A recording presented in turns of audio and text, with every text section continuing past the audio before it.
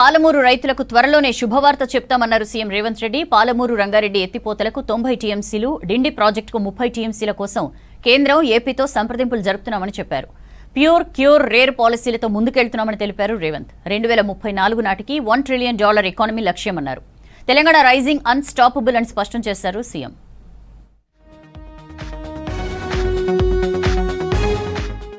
తెలంగాణ రాష్ట్ర భవిష్యత్ తరగతి గదుల్లోనే ఉందన్నారు ముఖ్యమంత్రి రేవంత్ రెడ్డి. ప్రభుత్వ స్కూళ్లపై ప్రత్యేక శ్రద్ధ పెట్టి విద్యాశాఖను తన దగ్గర ఉంచానన్నారు. ఆగస్టు 15 కల్లా రాష్ట్ర విద్యార్థులందరికీ ఎడ్యుకేషన్ కిట్లు ఇస్తామన్నారు. విద్యార్థుల కోసం 1,00,000కు పైగా టీచర్లు ఉండగా ఏడాది 30,000 కోట్ల బడ్జెట్ కేటాయించామన్నారు. చదువుతో పాటు క్రీడల్లోనూ విద్యార్థులు రాణించాలన్నారు. దేవరకద్రా సెగ్మెంట్లోని కొత్తకోటలో జెడ్పీ హైస్కూల్ను ప్రారంభించారు ముఖ్యమంత్రి. మీరెందుకు విద్యాశాఖను పెట్టుకున్నారని నన్ను చాలామంది అడిగినారు. నేను ఒకటే సమాధానం చెప్పిన, ఆనాడైనా ఈనాడైనా ఈ తెలంగాణ రాష్ట్ర భవిష్యత్తు ప్రభుత్వ తరగతి గదుల్లోనే ఉందని నేను సంపూర్ణంగా విశ్వసిస్తున్నా. పేదలు ప్రైవేట్ పాఠశాలల బాట పడుతున్నారు.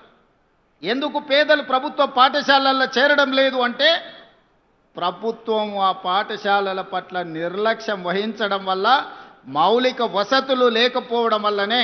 దానికి ఉదాహరణే కొత్తకోట బాలికల పాఠశాల. 317 జీవోలో చెదిరిపోయిన కుటుంబాలను ఒక దగ్గరికి చేర్చి మొదట చదువులు చెప్పే ఉపాధ్యాయుల యొక్క సమస్యలు పరిష్కరిస్తే వాళ్ళు ప్రశాంతంగా మనసు లగ్నం చేసి పేద పిల్లలకు చదువు చెప్తారన్న ఆలోచనతోటి మొదట టీచర్ల సమస్యలు పరిష్కరించిన. అంతకుముందు ఉమ్మడి మహబూబ్ నగర్ జిల్లాలో పర్యటించారు సీఎం. దివిటిపల్లిలో అమరరాజా గిగా కారిడార్లో కస్టమర్ క్వాలిఫికేషన్ ప్లాంట్ తయారీ యూనిట్ను ప్రారంభించారు. తెలంగాణ రైజింగ్ అన్స్టాపబుల్ అన్నారు సీఎం. పాలమూరు రైతులకు త్వరలోనే గుడ్ న్యూస్ చెప్తామన్నారు రేవంత్ రెడ్డి. పాలమూరు ఎత్తిపోతలపై సంప్రదింపులు జరుగుతున్నాయని, త్వరలోనే అనుమతులు వస్తాయన్నారు. ఈ సంస్థ ప్రపంచంతోనే పోటీ పడే సంస్థ. ఈరోజు ప్రపంచంలో ఎంత అభివృద్ధి చెందిన దేశమైనా ఈవీ బ్యాటరీ కావాలన్నా, ఈవీ వెహికల్ కావాలన్నా, EV related any product they have to depend on China. ఆయా దేశాలతో పోటీ పడడానికి ప్రయత్నం చేస్తున్న అమరాజా యాజమాన్యాన్ని మనందరం సంపూర్ణంగా సమర్థించాల్సిన బాధ్యత ఈరోజు మన అందరి మీద ఉన్నది. 700 మందికి ఉద్యోగ అవకాశాలు కల్పిస్తే అందులో 400 మంది మహిళలు ఉండడం మనందరికీ గర్వకారణం. This is called women empowerment. తొందరలోనే ఈ జిల్లా రైతాంగానికి శుభవార్త వినిపించబోతున్నాం. తెలంగాణను అత్యంత అభివృద్ధి చెందిన రాష్ట్రంగా మార్చుతామన్నారు సీఎం రేవంత్.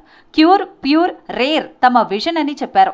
2034 నాటికి $1 ట్రిలియన్ ఎకానమీ సాధించడాన్ని లక్ష్యంగా పెట్టుకున్నామన్నారు. ఉదయం ఫ్యూచర్ సిటీలో అమెజాన్ డేటా సెంటర్కు శంకుస్థాపన చేశారు సీఎం. ప్యూర్ ప్రాంతంపై సర్కారు ప్రత్యేక దృష్టి పెట్టామన్నారు. ఒక క్రమ పద్ధతిలో పాలసీ విధానాన్ని మనం ఈరోజు తెచ్చుకున్నాం. పాలసీ లేకపోవడం, పాలసీ పెరాలసిస్ ఏ రాష్ట్రానికి అయితే ఉంటుందో, పిక్ అండ్ చూస్ పర్మిషన్స్ ఏ రాష్ట్రంలో అయితే ఉంటాయో ఆ రాష్ట్రం అభివృద్ధి జరగదు. అందుకే ఈరోజు తెలంగాణ రాష్ట్ర ప్రభుత్వం కంప్లీట్గా కాంప్రహెన్సివ్ తెలంగాణ ఇన్వెస్ట్మెంట్ పాలసీని తీసుకొచ్చుకున్నది. 2047 100 సంవత్సరాల భారతదేశం స్వతంత్ర ఉత్సవాలను జరుపుకోబోతుంది. ఆ రోజుకి మనము 10% ఆర్థిక వ్యవస్థగా ఈ దేశంలో రాణించాలని టార్గెట్ పెట్టుకొని ఈరోజు పనిచేస్తున్నాము. ఎన్ని ఇబ్బందులు ఎదురైనా నీళ్లు, నిధులు, విద్య, వైద్యం విషయంలో రాజీ పడేది లేదన్నారు సీఎం. ప్రతిపక్షాల విమర్శలను కాదు, ప్రజల సమస్యలను మాత్రమే పట్టించుకుంటామన్నారు ముఖ్యమంత్రి. అన్ని రంగాలను అభివృద్ధిలో పరుగులు పెట్టిస్తున్నామన్నారు మంత్రులు. ఇచ్చిన హామీలను నిలబెట్టుకున్నామన్నారు. యువతకు ఉద్యోగంతో పాటు స్కిల్స్ చాలా ముఖ్యమనే, అప్పుడే విదేశాల్లోనూ జాబ్ సాధించవచ్చని చెప్పారు. 10 ఏళ్లలో ఏ వర్గాలను పట్టించుకొని బీఆర్ఎస్ అధికారం పోయిన తర్వాత ప్రజలు గుర్తొచ్చారని మండిపడ్డారు మినిస్టర్స్.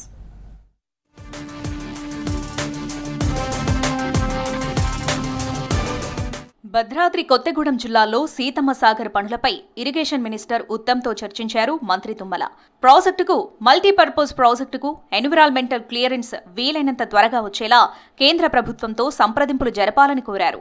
సెక్రటేరియట్లో మంత్రి ఉత్తమ్తో ప్రత్యేకంగా భేటీ అయ్యారు తుమ్మల. సీతారామ ఎత్తిపోతల పథకంతో పాటు సీతమ్మ సాగర్ ప్రాజెక్టుకు సంబంధించి పెండింగ్ సమస్యలపై సుదీర్ఘంగా చర్చించారు. తెలంగాణను పెట్టుబడులకు అనుకూలంగా మార్చామన్నారు IT industries minister Sridhar Babu. పారిశ్రామికవేత్తలకు ప్రోత్సాహకాలు ఇస్తున్నామని చెప్పారు. ఫ్యూచర్ సిటీలో సీఎం రేవంత్తో కలిసి అమెజాన్ డేటా సెంటర్కు శంకుస్థాపనలో పాల్గొన్నారు శ్రీధర్ బాబు. గల్ల జయదేవ్ గారు చెప్పారు 700 మంది ఉద్యోగులు ఇక్కడ పనిచేస్తూ ఉన్నారని. 2000 నుంచి 4000 మంది ఉద్యోగ అవకాశాలు కల్పిస్తాం. ఈ గిగా ఫ్యాక్టరీస్ అన్నిటిని కూడా నిర్మాణం చేసుకునే. Why Telangana is placing emphasis on semiconductors, why Telangana is emphasising on battery manufacturers like Amar Raja. AI automation యుగంలో స్కిల్ డెవలప్మెంట్ అత్యవసరమన్నారు కార్మిక శాఖ మంత్రి వివేక్ వెంకటస్వామి. గిగ్ కార్మికుల రక్షణకు తెలంగాణలో ప్రత్యేక చట్టం అమల్లోకి తీసుకొచ్చామన్నారు. హైదరాబాద్ బ్రిక్స్ ట్రేడ్ యూనియన్ సమ్మిట్లో పాల్గొన్నారు. 16 దేశాల్లో 14,000 మందికి విదేశాల్లో టామ్కామ్ ఉపాధి కల్పించిందన్నారు Vivek. We have leveraged technology to simplify labor services, improve transparency and make governance more accessible to workers and industries alike. We have also expanded social security for workers through the Telangana Building and Other Construction Workers Welfare Board by providing accident insurance, welfare assistance, educational support and skill development. Hyderabad tourism ప్లాజాలో కేంద్ర మంత్రి రామ్దాస్ అథవాలేతో భేటీ అయ్యారు మంత్రి అడ్లూరి లక్ష్మణ్. కేంద్రం నుంచి రాష్ట్రానికి రావాల్సిన నిధులపై చర్చించారు. ఎస్సీ సంక్షేమ పాఠశాలలు, హాస్టళ్ల అభివృద్ధికి కేంద్రం సహకరించాలని కోరారు. విద్యార్థులకు ఆధునిక మౌలిక సదుపాయాల కోసం 300 కోట్ల ప్రత్యేక ప్యాకేజ్ ఇవ్వాలని విజ్ఞప్తి చేశారు. పెండింగ్ నిధుల్లో తొలి విడతగా 150 కోట్లు విడుదల చేస్తామని హామీ ఇచ్చారు కేంద్ర మంత్రి. సెక్రటేరియట్లో మహిళా శిశు సంక్షేమ శాఖ అధికారులతో కీలక సమీక్ష నిర్వహించారు మంత్రి సీతక్క. అంగన్వాడీ కేంద్రాల్లో గుడ్లు, పప్పు సరఫరాపై ప్రత్యేక దృష్టి పెట్టాలని సూచించారు మంత్రి. అంగన్వాడీల్లో తొలి ముద్ద కార్యక్రమాన్ని సమర్థవంతంగా అమలు చేయాలని సూచించారు. టేక్ హోమ్ రేషన్ పంపిణీలో వేగం పెంచాలని ఆదేశించారు మంత్రి సీతక్క. రాష్ట్రంలోని ఫుడ్ సేఫ్టీ, డ్రగ్ కంట్రోల్ డిపార్ట్మెంట్ల పనితీరు బాగుందన్నారు హెల్త్ మినిస్టర్ దామోదర. ప్రజలకు క్వాలిటీ ఫుడ్, మెడిసిన్ అందించేందుకు పకడ్బందీగా పనిచేయాలని సూచించారు. హైదరాబాద్ సెక్రటేరియట్లో food safety department, drug control administration ఉన్నతాధికారులతో సమావేశమయ్యారు. ప్రజలకు నాణ్యమైన ఆహారం అందించే హోటళ్లు, రెస్టారెంట్లను ఎట్టి పరిస్థితుల్లోనూ ఇబ్బంది పెట్టొద్దని సూచించారు. గ్రేటర్ సిటీలో ఇందిరమ్మ ఇండ్ల నిర్మాణంపై ఫోకస్ చేసింది సర్కార్. జూలై 20న హైదరాబాద్లో ఇందిరమ్మ ఇండ్ల ప్రక్రియ మొదలుపెట్టాలని నిర్ణయించింది. గ్రేటర్ పరిధిలో 1,00,000 ఇండ్లు ఇచ్చేందుకు ప్రభుత్వం డిసైడ్ అయింది. మొదటి విడతలో 10,000 ఇండ్లు ఇవ్వనుంది సర్కార్. ఇందుకోసం చాలా ఈజీగా దరఖాస్తు చేసుకునేలా వెసులుబాటు కల్పించింది. అధికారుల దగ్గరికి వెళ్లకుండానే వాట్సాప్లో కూడా దరఖాస్తు చేసుకునేలా అవకాశం కల్పించనుంది సర్కార్. కాళేశ్వరంపై సర్కార్వి శిఖండి రాజకీయాలని ఆరోపించారు బీఆర్ఎస్ వర్కింగ్ ప్రెసిడెంట్ కేటీఆర్. అహంతోనే కన్నెపల్లి నుంచి నీళ్లు ఎత్తిపోయటం లేదన్నారు. కవిత పార్టీ పేరుపై కీలక వ్యాఖ్యలు చేశారు కేటీఆర్. అమితాబ్ బచ్చన్ పేరు పెట్టుకుంటే ఎవరూ ఆయనంతవారు కాలేరన్నారు. ఢిల్లీలో కేంద్ర మంత్రి కుమారస్వామిని కలిసిన కేటీఆర్ ఆదిలాబాద్ సీసీఐ పునరుద్ధరణపై చర్చించారు. ఇక హెల్త్ కార్డులు పంపిణీ చేస్తామన్న హామీ ఏమైందని ప్రభుత్వాన్ని ప్రశ్నించారు మాజీ మంత్రి హరీష్ రావు.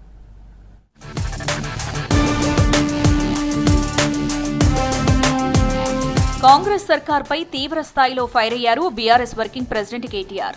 ఎన్డీఎస్ఏ రిపోర్టును అడ్డం పెట్టుకుని కాళేశ్వరంపై సీఎం శిఖండి రాజకీయాలు చేస్తున్నారని ఆగ్రహం వ్యక్తం చేశారు. ఢిల్లీలో పార్టీ నేతలతో కలిసి కేంద్ర మంత్రి కుమారస్వామితో భేటీ అయ్యారు కేటీఆర్. ఆదిలాబాద్లోని సిమెంట్ కార్పొరేషన్ ఆఫ్ ఇండియా ఫ్యాక్టరీని పునరుద్ధరించాలని కోరారు. సీసీఐ విషయంలో ప్రభుత్వాలు దిగొచ్చేంత వరకు పోరాడతామని చెప్పారు. సీసీఐ సాధన సమితి తరపున కేంద్ర మంత్రి గారికి ధన్యవాదాలు చెబుతూ వారు సానుకూలత వ్యక్తం చేసినందువల్ల రాష్ట్ర ప్రభుత్వాన్ని మేము డిమాండ్ చేస్తా ఉన్నాం. గతంలో మేము రాష్ట్ర ప్రభుత్వంలో ఉన్నప్పుడు సిర్పూర్ పేపర్ మిల్లు తెరిపించాం. అన్ని రకాల సబ్సిడీలు ఇచ్చి అదే ఆదిలాబాద్ జిల్లాలో ఆ రోజు వెంబడబడి సిక్కైన యూనిట్ ని మళ్లీ తిరిగి తెరిపించి ఇవాళ వేలాది మందికి ఉద్యోగ అవకాశాలు కల్పించాం. ఇవాళ కాంగ్రెస్ ప్రభుత్వానికి చిత్తశుద్ధి ఉంటే వెంటనే వారు ముందుకు వచ్చి మైనింగ్ లీజ్ ఎక్స్టెండ్ చేయాలి. హస్తినలో మీడియా చిట్చాట్లో పలు అంశాలను ప్రస్తావించారు కేటీఆర్. టీఆర్ఎస్ అనేది తమ పార్టీ అస్తిత్వమన్నారు. టీఆర్ఎస్ అన్న పేరుతో తమది 22 ఏళ్ల అనుబంధమన్నారు. అమితాబ్ బచ్చన్ పేరు పెట్టుకుంటే ఎవరూ ఆయనంత వారు కాలేరన్నారు. కవిత పార్టీపై తమ అభిమానులు, పార్టీ కార్యకర్తలు అభ్యంతరాలు తెలిపితే తప్పేముందని ప్రశ్నించారు. 6 ఏళ్లు ఫ్రీజ్ చేసిన పార్టీ పేరును ఇతరులకు కేటాయించారనే విషయం తెలియకుండా వ్యవహరిస్తే తాము చేసేదేమీ లేదన్నారు. వచ్చేసారి కేంద్రంలో ఏ పార్టీ అధికారంలోకి వస్తుందో చెప్పలేని పరిస్థితి ఉందన్నారు. 15 ఎంపీ సీట్లతో తామే కీలక పాత్ర పోషించే పరిస్థితి రావచ్చని చెప్పారు.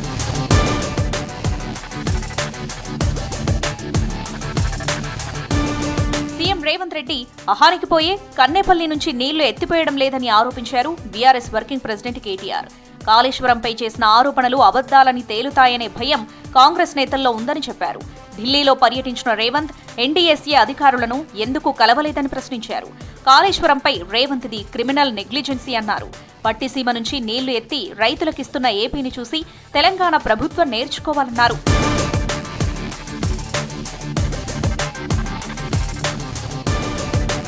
సీఎం రేవంత్ కు హడావుడెక్కువ, అసలు విషయం తక్కువ అన్నారు మాజీ మంత్రి BRS MLA Harish Rao. Health కార్డుల విషయంలో ఇది మరోసారి ప్రూవ్ అయిందన్నారు.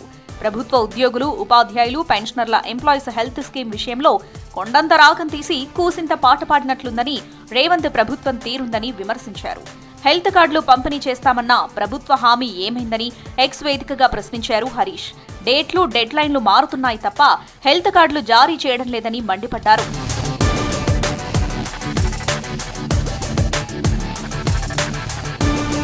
ప్రభుత్వం, ప్రతిపక్షాలు పెద్ద రైస్ మిల్లర్లతో కుమ్మక్కై వేల కోట్ల ప్రజాధనం దోచుకుంటున్నారని ఆరోపించారు తెలంగాణ రక్షణ సేన చీఫ్ కవిత. వేల కోట్ల బకాయిలు కట్టాల్సిన పెద్ద మిల్లర్లను వదిలేసి చిన్న చిన్న మిల్లర్లపై కేసులు పెడుతూ ఇబ్బంది పెడుతున్నారని విమర్శించారు. ప్రభుత్వ వేధింపులకు ఓ మహిళా రైస్ మిల్లర్ చనిపోయారని చెప్పారు. రేవంత్, ఉత్తమ్తో పాటు కేటీఆర్, హరీష్ రావు పెద్ద పెద్ద రైస్ మిల్లర్లతో కలిసి దోపిడీ చేస్తున్నారని అన్నారు. తాము చిన్న మిల్లర్ల తరపున పోరాడతామని చెప్పారు కవిత.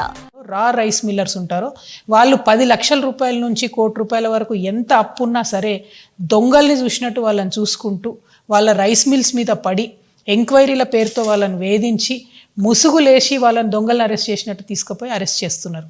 అట్లా అరెస్ట్ చేస్తే చిన్న రైస్ మిల్లర్లు బాధపడి ఇబ్బంది పడి కరీంనగర్లో పాపం ఒక ఆడబిడ్డ సూసైడ్ కూడా చేసుకోవడం జరిగింది.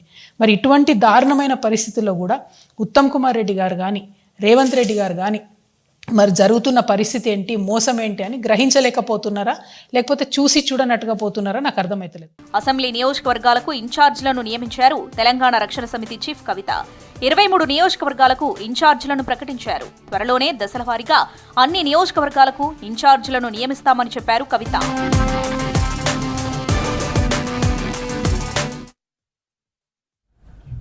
ఏపీ సర్కార్ నిర్మిస్తున్న పోలవరం బనకచెర్ల ప్రాజెక్టుపై తెలంగాణ సర్కార్ వేసిన పిటిషన్ను విచారించింది సుప్రీంకోర్టు. 13 మంది ప్రతివాదులకు నోటీసులు జారీ చేసింది. తెలంగాణ సర్కార్ పిటిషన్పై 24 రోజుల్లో సమాధానం ఇవ్వాలని ఆదేశించింది. ప్రతివాదుల్లో కేంద్ర ప్రభుత్వంతో పాటు ఏపీ, కర్ణాటక, మహారాష్ట్ర, ఒడిశా, మధ్యప్రదేశ్ సర్కార్లున్నాయి. Polavaram project authority, Godavari river board, Krishna river board, central water కమిషన్లకు నోటీసులు జారీ అయ్యాయి.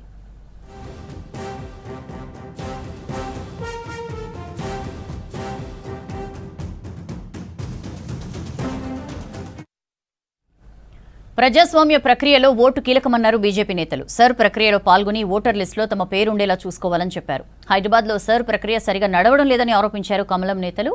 కేంద్రం వల్లే రాష్ట్రానికి వరంగల్, హైదరాబాద్ ఎయిర్పోర్ట్స్ వస్తున్నాయన్నారు లీడర్లు.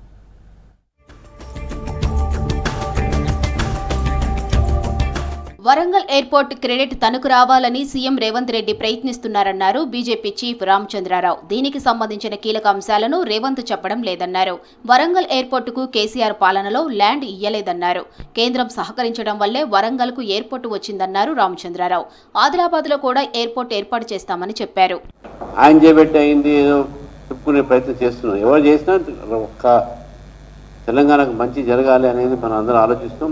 తెలంగాణకు మంచి ప్రాజెక్ట్ వస్తుంది అని. కానీ రేవంత్ రెడ్డిగా మాట చెప్పేటప్పుడు వారు దీని పూర్వతరాలు కూడా చెప్పేది ఉండే, ఏ విధంగా అది వచ్చిందని చెప్పేసి. అది చెప్పట్లే. కేసీఆర్ ప్రభుత్వం అప్పుడు ల్యాండ్ ఇయ్యలే, ఎక్వైర్ చేయలే. ఇప్పుడు ఈ ప్రభుత్వం కూడా ల్యాండ్ ఎక్వైర్ చేసి ఇస్తే అది మొత్తం పర్మిషన్ వస్తుంది. బీజేపీ రాష్ట్ర అధ్యక్షుడు రామచంద్రరావును కలిశారు. హైదరాబాద్ మలక్పేట్ శాలివాహన నగర్ డబుల్ బెడ్రూమ్ ఇళ్ల బాధితులు. మూసీ ప్రక్షాళనలో తాము ఇల్లు కోల్పోతున్నామని చెప్పారు. అయితే బాధితులైన తమకు కాకుండా డబ్బులు తీసుకుని వేరే వారికి ఇండ్లు ఇస్తున్నారని ఆరోపించారు. న్యాయం జరిగేలా చూడాలని రామచంద్రరావును కోరారు ముసారాంబాగ్ శాలివాహన నగర్ స్థానికులు. సర్ ప్రక్రియ రాజకీయ కార్యక్రమం కాదు, ప్రజాస్వామ్య పరిరక్షణ కార్యక్రమం అన్నారు కేంద్ర మంత్రి బండి సంజయ్. ప్రజాస్వామ్యంలో ఓటే అత్యంత బలమైన ఆయుధమని చెప్పారు. యువత తప్పనిసరిగా సర్ ప్రక్రియలో పాల్గొనాలన్నారు. ఓటర్ ఐడి ఉంటే సరిపోదని, జాబితాలో పేరు ఉండేలా చూసుకోవాలన్నారు. హిందువులంతా అప్రమత్తంగా ఉండి సర్ ప్రక్రియలో పాల్గొనాలని సూచించారు. కొన్ని చోట్ల సర్ పేరుతో హిందువుల ఓట్లు తొలగించే కుట్ర జరుగుతోందని ఆరోపించారు. కరీంనగర్ చైతన్యపురిలో ఎస్ఐఆర్లో పాల్గొన్నారు బండి సంజయ్. ఆన్లైన్లో తన వివరాలు నమోదు చేసుకున్నారు. సర్ పురోగతిపై అధికారులను అడిగి తెలుసుకున్నారు. రాష్ట్రంలో ఎస్ఐఆర్ అసంపూర్ణంగా జరుగుతోందన్నారు బీజేపీ నేత మర్రి శశిధర్ రెడ్డి. కొందరు అధికారులు ఎంఐఎంతో కలిసి పనిచేస్తున్నారని ఆరోపించారు. బీజేపీ సానుభూతి పరులంటూ కొంతమందికి ఎన్యూమరేషన్ ఫాములు ఇవ్వడం లేదని ఆరోపించారు. ఎస్ఐఆర్ ప్రక్రియలో రోహింగ్యాలను గుర్తించాలని డిమాండ్ చేశారు శశిధర్ రెడ్డి. తీసుకోకుండా తప్పు చేసినటువంటి వారు ఎవరైనా ఉంటే అయితే ప్రధాన ఎన్నికల గారు ఎప్పటికప్పుడు మేము ఏ విషయాన్ని చేసినా వారు స్పందిస్తున్నారు. కానీ ఇది చాలా పెద్ద ఎక్సైజ్. దీనికి సరైనటువంటి మెసేజ్ కూడా పోవాలి. అధికారులు వారు ఎవరైనా తప్పు చేసినా వారిని ఉపేక్షించకూడదు అనేటువంటి విషయాన్ని కూడా ఈ సందర్భంగా మేము మనవి చేస్తూ, ఎస్ఐఆర్ పై హైదరాబాద్ నాంపల్లిలోని బీజేపీ స్టేట్ ఆఫీసులో హెల్ప్ డెస్క్ ఏర్పాటు చేశారు. ఉదయం నుంచి సాయంత్రం వరకు ఇక్కడ సిబ్బంది అందుబాటులో ఉండనున్నారు. ఆఫీసుకు వచ్చే వారికి ఎన్యూమరేషన్ ఫారాలు నింపడంలో సహకరిస్తున్నారు. ఏపీ కాపు ఉద్యమ నేత మాజీ మంత్రి ముద్రగడ పద్మనాభం అంత్యక్రియలు పూర్తయ్యాయి. ఆయన చివరి కోరిక మేరకు ఆయన భౌతికాయాన్ని ఖననం చేశారు కుటుంబ సభ్యులు. కిర్లంపూడిలోని ఇంటికి 100 అడుగుల దూరంలో అంతిమ సంస్కారం చేశారు. ముద్రగడకు అంత్యక్రియలో పాల్గొన్న మాజీ సీఎం జగన్ ఆయన పాడెమోశారు.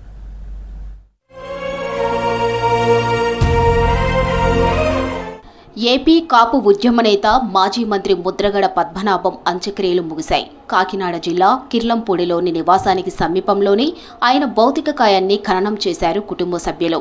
ఏపీకి చెందిన వివిధ పార్టీల నేతలు, కార్యకర్తలు, కాపు లీడర్లు, ముద్రగడ అభిమానులు కడసారి చూసి కన్నీటి వీడ్కోలు పలికారు. మధ్యాహ్నం ఏపీ మాజీ సీఎం వైసీపీ అధినేత జగన్ ముద్రగడ నివాసానికి చేరుకొని ఆయన పార్థివ దేహానికి నివాళులర్పించారు. తర్వాత అక్కడే ముద్రగడ సతీమణి, ఆయన 2 కుమారులను పరామర్శించి ఓదార్చారు. పార్టీ పరంగా, వ్యక్తిగతంగా అండగా ఉంటానని భరోసా ఇచ్చారు. మాజీ మంత్రి బొత్స, పార్టీ ముఖ్య నేతలతో కలిసి ముద్రగడ అంతిమ సంస్కారంలో పాల్గొన్నారు జగన్. స్వయంగా ముద్రగడ పాడి కూడా మోశారు. అంతిమ సంస్కారం పూర్తయ్యే వరకు అక్కడే ఉన్నారు జగన్.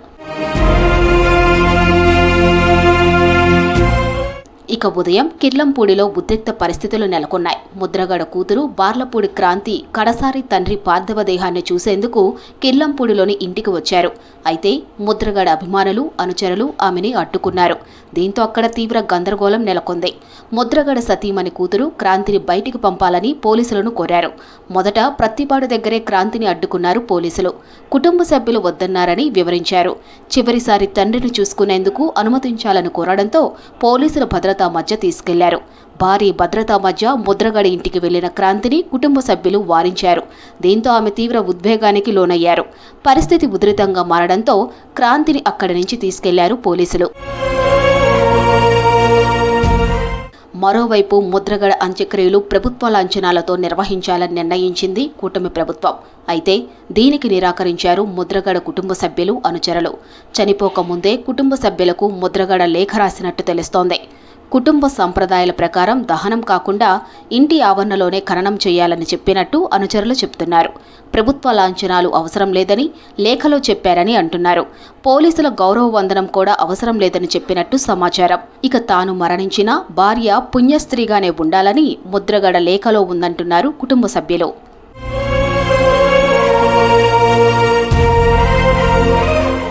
ముద్రగడ చివరి కోరిక మేరకు అధికారిక లాంఛనాలు అవసరం లేదని కుటుంబ సభ్యులు, అభిమానులు పోలీసులను అడ్డుకున్నారు.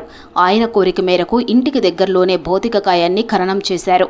కుటుంబ సభ్యులు, అభిమానులు జోహార్ ముద్రగడ అంటూ వీడ్కోలు పలికారు. కేంద్ర కేబినెట్ కీలక నిర్ణయాలు తీసుకుంది. 2 లక్షల కోట్లకు పైగా విలువైన పలు అభివృద్ధి పనులకు ఆమోదం తెలిపింది. దేశీయంగా యూరియా తయారీ పాలసీకి ఓకే చెప్పింది. అలాగే సెమికాన్ 2.0 మొబైల్ ఫోన్ల మ్యానుఫ్యాక్చరింగ్ స్కీమ్, వారణాసిలో ఎలివేటెడ్ కారిడార్లకు నిధులు మంజూరు చేసింది. బ్రిటన్తో స్వేచ్ఛా వాణిజ్య ఒప్పందం భారత్కు మేలన్నారు బీజేపీ నేతలు.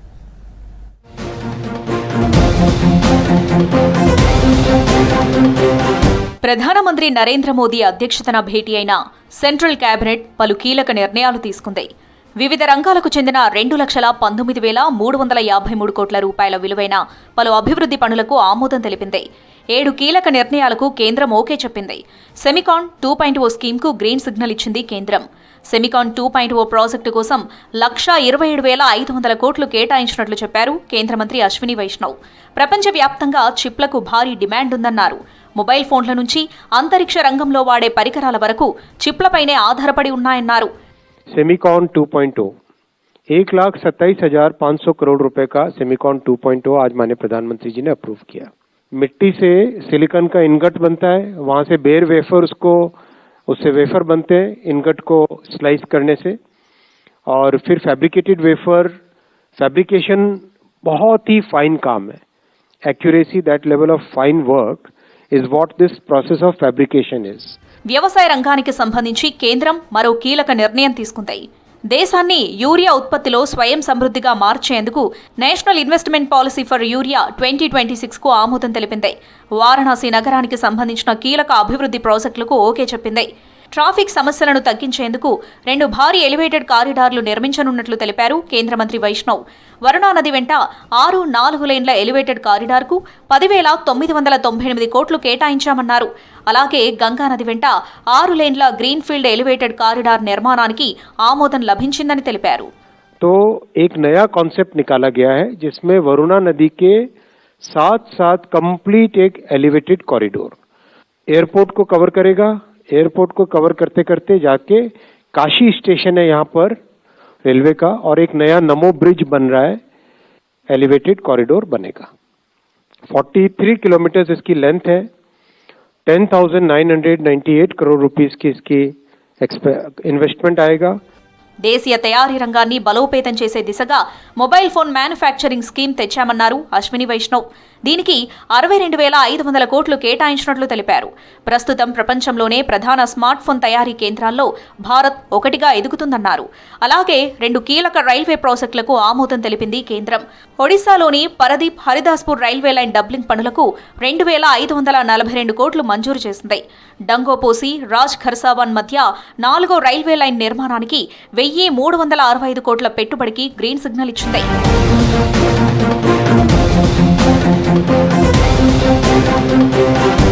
భారత్ బ్రిటన్ మధ్య స్వేచ్ఛా వాణిజ్య ఒప్పందం అమల్లోకొచ్చింది. 2 దేశాలకు చెందిన అధికారులు జెండా ఊపి వాణిజ్య ఒప్పందాన్ని ప్రారంభించారు. యూకేతో వాణిజ్య ఒప్పందం భారత్కు మేలు చేస్తుందన్నారు కేంద్ర మంత్రి Jitendra Singh. Science and technology, research రంగంలో పెట్టుబడులు పెరుగుతాయని తెలిపారు. 2 దేశాల మధ్య ఒప్పందం కుదరడంలో ప్రధాని మోదీ కృషి ఎంతో ఉందన్నారు కేంద్ర మంత్రి Jitendra Singh. There is not only, it not only reflects a different dimension in the bonding between the two nations of the United Kingdom and India, but it also has created a beautiful culture of philanthropy for scientific research, to be precise for biotechnology research, which is directly related to the well-being of the mankind and well-being of the human being. Modi పాలనలో భారత్ వేగంగా అభివృద్ధి చెందుతుందన్నారు BJP నేతలు. ప్రపంచంలోని ప్రధాన దేశాలతో వాణిజ్య ఒప్పందాలు దేశానికి మేలు చేస్తాయని చెప్పారు. విపక్షాలు తప్పుడు ఆరోపణలు మానుకోవాలన్నారు కాషాయ లీడర్లు. నైరుతి రుతుపవనాల ప్రభావంతో ఈశాన్య రాష్ట్రాల్లో భారీ వర్షాలు కురుస్తున్నాయి. అసోంలో కుండపోత వానలకు వాగులు, నదులు పొంగిపొర్లుతున్నాయి. బ్రహ్మపుత్ర నది, దాని ఉపనదులు ఉప్పొంగడంతో అనేక ఊళ్లు జల దిగ్బంధంలో చిక్కున్నాయి. మహారాష్ట్ర, ఒడిశాలోనూ మోస్తరు నుంచి హెవీ రెయిన్స్ పడుతున్నాయి.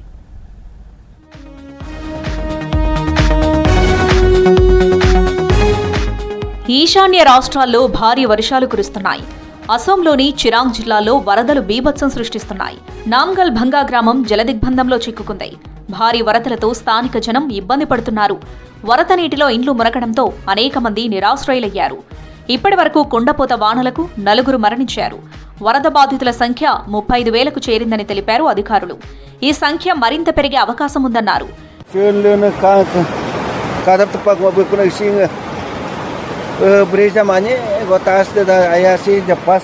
సోనిత్పూర్, దిబ్రూఘడ్, లఖింపూర్, ధేమాజీ, జోర్హాట్, శివసాగర్ జిల్లాలను వరద నీరు ముంచెత్తింది. 6 జిల్లాల్లోని 99 గ్రామాలు జలదిగ్బంధంలో ఉన్నాయి. వరదలతో లఖింపూర్ జిల్లా అత్యంత దారుణంగా దెబ్బతింది. ఒక్క ఈ జిల్లాలోనే 35,696 మంది ప్రజలు ముంపునకు గురయ్యారు. భారీ వరదలతో 1,100కు పైగా హెక్టార్ల విస్తీర్ణంలో వ్యవసాయ భూమి నీట మునిగింది. 16,139 జంతువులు వరద నీటిలో కొట్టుకుపోయాయి. వరద ప్రభావిత ప్రాంతాల్లో ఎన్డీఆర్ఎస్ సహాయక చర్యలు చేపట్టింది.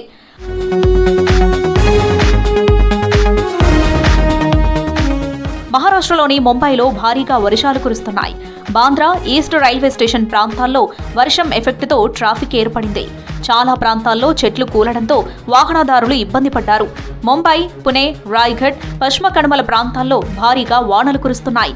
లోనావాలా వంటి టూరిస్టు ప్రాంతాల్లో రికార్డు స్థాయిలో వర్షపాతం నమోదవుతుంది.